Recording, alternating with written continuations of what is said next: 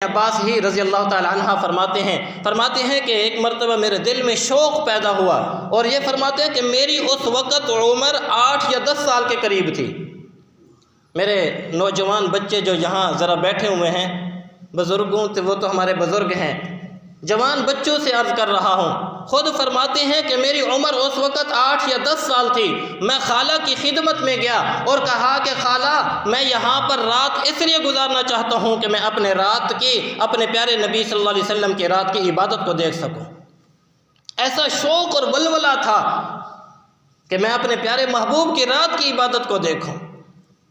آج میرے بچے کو میرے خیال میں 10-12 سال میں تو عبادت کا شوق کہاں، اسے تو پتہ ہی نہیں ہوتا کہ میں صحیح معنوں میں مسلمان بھی ہوں یا نہیں ہوں، اسے تو 6 کلمے تک بھی پتہ نہیں ہوتے۔ اپنے نبی کے نام اور اپنے نبی کے صحابہ کے نام، ازواج مطہرات کے نام تک کا علم نہیں ہوتا ہے، چہ جائے کہ اسے عبادات کا شوق ہو کہ رات کی عبادت کیا تھی، دن کی عبادت کیا تھی، میرے نبی کیسے عبادت کیا کرتے تھے۔ حضرت عبداللہ ابن عباس فرماتے ہیں ایک ہی چارپائی تھی اور اس چارپائی پر لیٹنے کی جگہ نہیں تھی، تو میں عرض میں پاؤں کی طرف سے یوں لمبا لیٹ گیا۔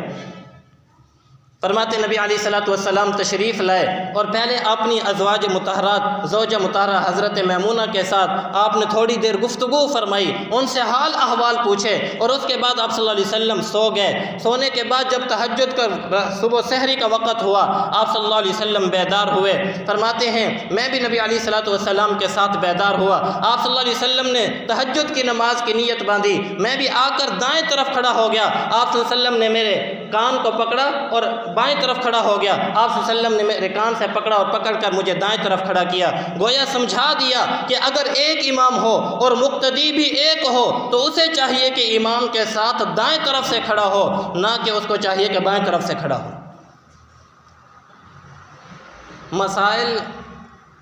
نماز کے مسائل کم از کم ہر مسلمان کو آنے چاہیے۔ اس عاجز کو بعض مرتبہ ایسے مواقع پر نماز پڑھنے کا اتفاق ہوتا ہے جہاں کوئی یعنی کہ نمازی پیچھے نہیں ہوتا، پھر کوئی نمازی آ جاتا ہے تو اس بیچارے کو یہ بھی پتہ نہیں ہوتا کہ میں نے امام کے ساتھ کھڑا ہونا ہے، تو وہ بیچارے پیچھے کھڑے ہو جاتے ہیں۔ یا دوسرا نمازی آتا ہے، ایک نمازی کو تو ہم نے اپنے ساتھ کھڑا کر لیا، دوسرا آتا ہے تو وہ بائیں طرف سے کھڑا ہو جاتا ہے۔ مسئلہ سمجھ لیجئے کہ جب ایک ہی امام ہو اور ایک ہی پیچھے نماز پڑھنے والا ہو تو اس کو اپنے دائیں طرف کھڑا کریں، دوسرا آ جائے تو اس کو چاہیے کہ یا تو امام کو آگے کر لے یا مقتدی کو پیچھے اپنے ساتھ کھینچ کے دونوں اکٹھے کھڑے ہو جائیں اور امام آگے کھڑا ہو جائے۔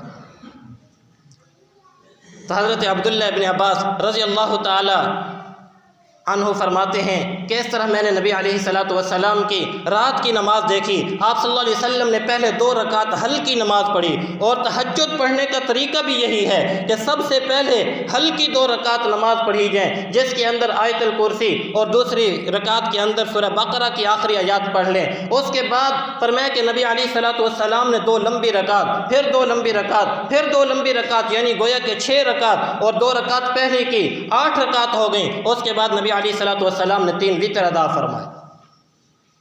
یہ نبی علیہ الصلوۃ والسلام کی رات کی نماز کی کیفیات کو کون نقل کر رہے ہیں؟ ایک 10 سال کا بچہ نبی علیہ الصلوۃ والسلام کی رات کی نماز کو نقل کر